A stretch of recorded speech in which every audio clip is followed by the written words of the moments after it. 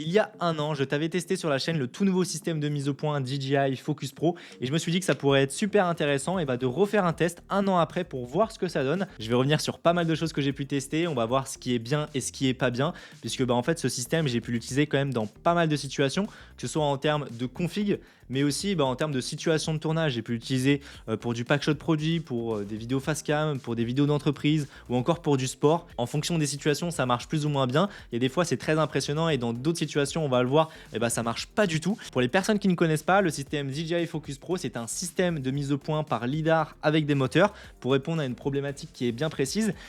Avoir un autofocus, un système de mise au point automatique avec des objectifs ciné qui sont complètement manuels. Jusqu'ici, filmé avec des objectifs vidéo type cinéma avec des backs rentés qui sont complètement manuels, c'était réservé vraiment à certaines productions parce que ça nécessite pas mal de personnes autour. Une personne qui va venir faire la mise au point à distance ou sur le côté.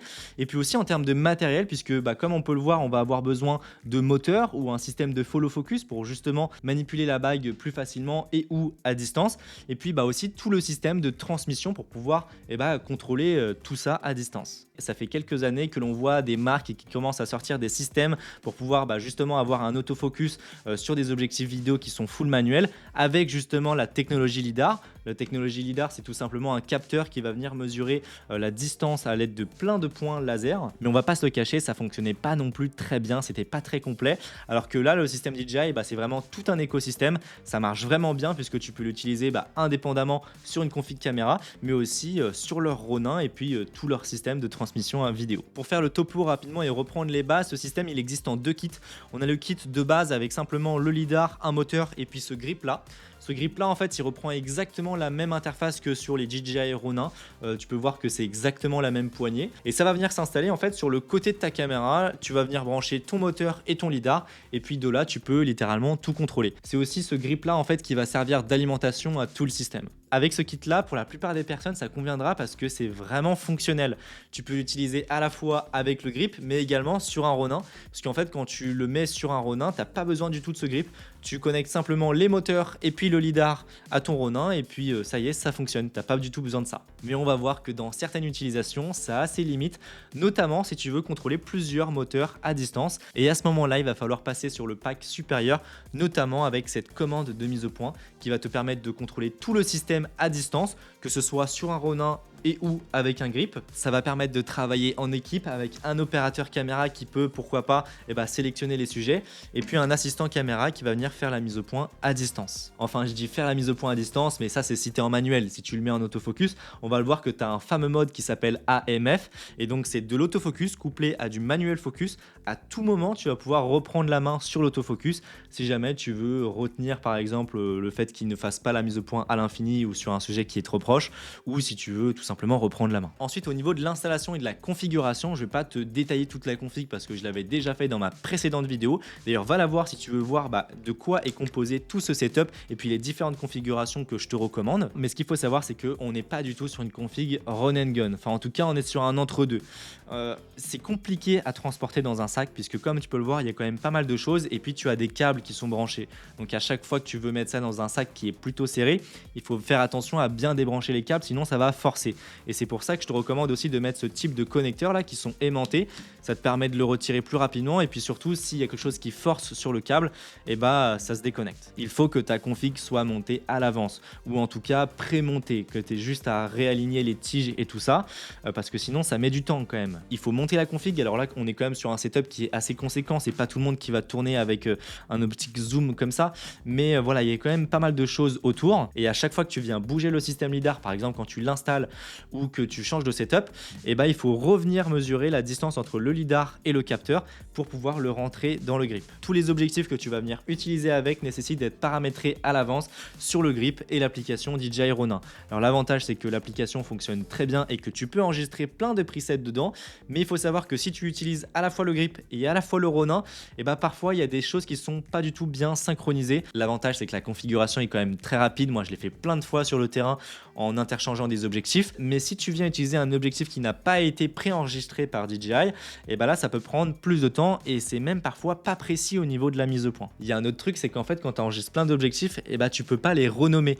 Ils s'appellent par exemple 24 mm, 35 mm, mais si tu as par exemple plusieurs 25 mm, et bah tu ne sais pas lequel correspond à lequel, et à ce moment-là tu es obligé de passer par l'application pour avoir la dénomination complète. Moi ça c'est un truc qui m'a saoulé parce que par exemple j'ai un 35 mm en focale fixe et puis j'ai le DZO 35-80 et en fait dans l'interface ils s'appellent tous les deux 35 mm et tu ne sais pas lequel correspond à lequel, tu es obligé de passer par l'application. Maintenant à l'utilisation, quand tu as une config qui est bien faite, que tout est configuré, que tu n'as pas des câbles dans tous les sens qui dépassent, et bah c'est quand même très agréable à utiliser et je te le dis tout de suite, oui tu peux utiliser des objectifs ciné en étant tout seul sans forcément avoir un assistant caméra à côté puisque finalement ça marche vraiment bien. Il faut savoir qu'on est quand même sur un setup qui est lourd, le lidar, les moteurs, la poignée, ta caméra, les optiques ciné qui sont de manière générale beaucoup plus lourdes que des optiques photo, c'est pas tout le monde qui peut porter un setup comme ça à main levée sans trembler. Bon alors maintenant qu'est-ce que ça donne en termes de performance?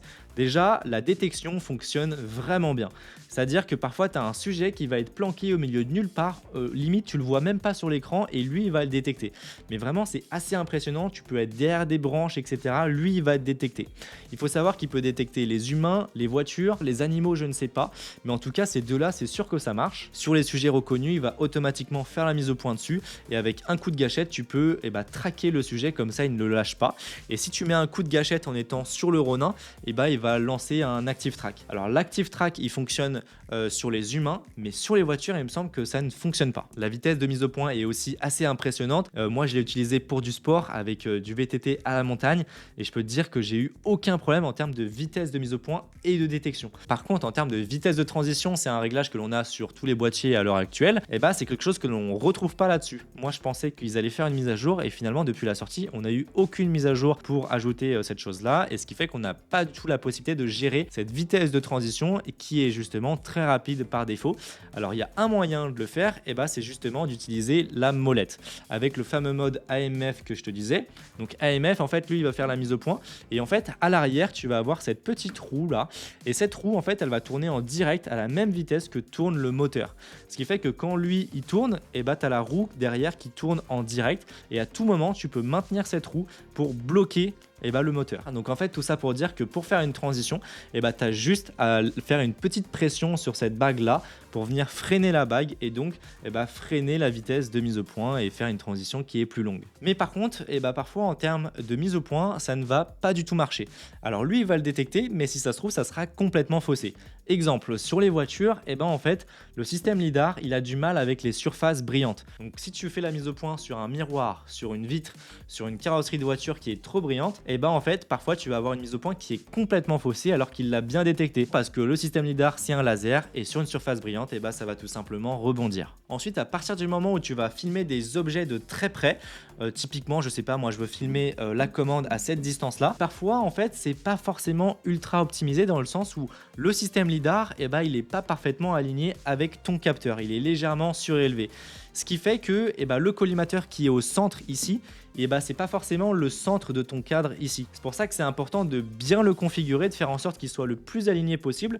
Tu vois là, ici mon système lidar, il est parfaitement aligné avec mon objectif et c'est simplement la hauteur où on peut avoir un décalage en fonction de la distance du sujet. Si tu lances un tracking donc sur la commande, tu vas avoir ton retour vidéo, tu cliques, là ça va bien marcher. Mais par contre, si tu es en mode collimateur, donc tu mets le collimateur au centre de l'écran ici, ça sera pas forcément le centre de ta caméra.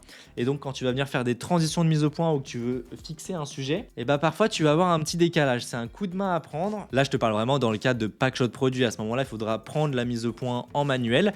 Et justement en termes de mise au point en manuel, c'est super agréable puisque en fait comme on vient faire la mise au point avec cette petite bague à l'arrière, au niveau de la sensibilité, de la sensation, parce qu'en fait on a un petit frein qui vient s'appliquer, c'est vraiment très agréable et parfois je préfère faire la mise au point complètement manuelle avec la commande plutôt que de le faire directement sur l'objectif. En basse lumière ça va aussi être problématique en termes de détection de sujet, mais par contre en termes de mise au point, justement le système il peut marcher de nuit, chose qui n'est pas du tout le cas de l'autofocus de ta caméra. À partir du moment où tu viens filmer en basse luminosité, lui il sera complètement perdu, alors que le lidar lui il n'a pas du tout besoin de lumière lumière, c'est un laser, donc qu'il fasse noir ou qu'il fasse jour, ça fonctionne très bien. En dehors de tout le rig que ça nécessite et le poids, et bah c'est quand même un système qui est agréable à utiliser, sauf un truc, c'est l'écran. Alors l'écran, l'interface, ça fonctionne très bien, c'est exactement le même que le Ronin. Mais le problème, c'est que en fait, on va avoir l'aperçu de la caméra du lidar sur ce petit écran, et quand tu veux venir sélectionner un sujet, tu vas venir cliquer sur l'écran.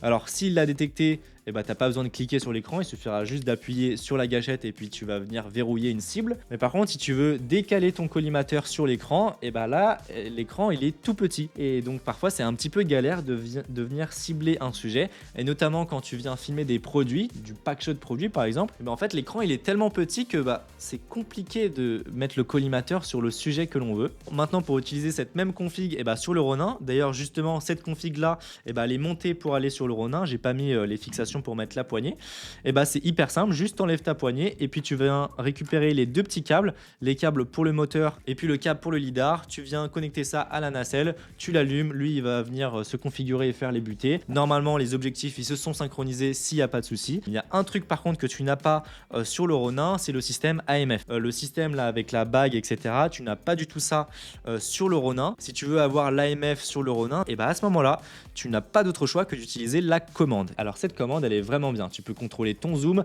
ton ouverture et puis ta mise au point.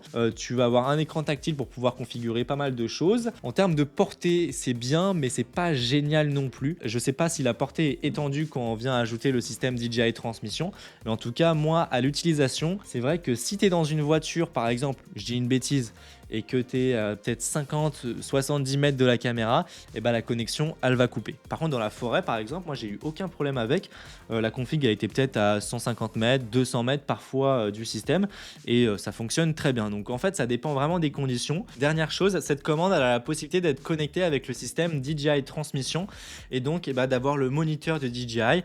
Alors le truc c'est que le DJI transmission c'est quand même un système qui coûte plus de 2200 €, mais moi ce que j'aurais aimé avec ce moniteur, c'est justement de pouvoir débloquer les options touch focus pour dire à quel endroit tu as envie de faire la mise au point. Ça c'est quelque chose qui existe sur le Ronin 4D où on a la même technologie de mise au point et de transmission, mais par contre avec ce système là c'est pas le cas et ça c'est vraiment dommage parce que ça pour le coup si c'était disponible c'est un moniteur que j'aurais acheté, mais là non. Et si tu veux filmer avec des objectifs manuels et avoir un autofocus, c'est littéralement le meilleur système que tu auras sur le marché. Il y a Viltrox qui a annoncé il y a quelques semaines lors de je sais plus quel salon, une bague par contre qui pourrait complètement révolutionner ce genre de technologie. C'est une bague, exactement la même bague que j'ai ici, donc EVRPL par exemple, sauf que dans cette bague on a des connecteurs, ce qui permettrait à la caméra de communiquer avec la bague, et sur la bague on aura des ports USB-C pour pouvoir connecter des moteurs. En fait la FX3 va venir communiquer à la bague pour pouvoir agir sur les moteurs qui sont externes.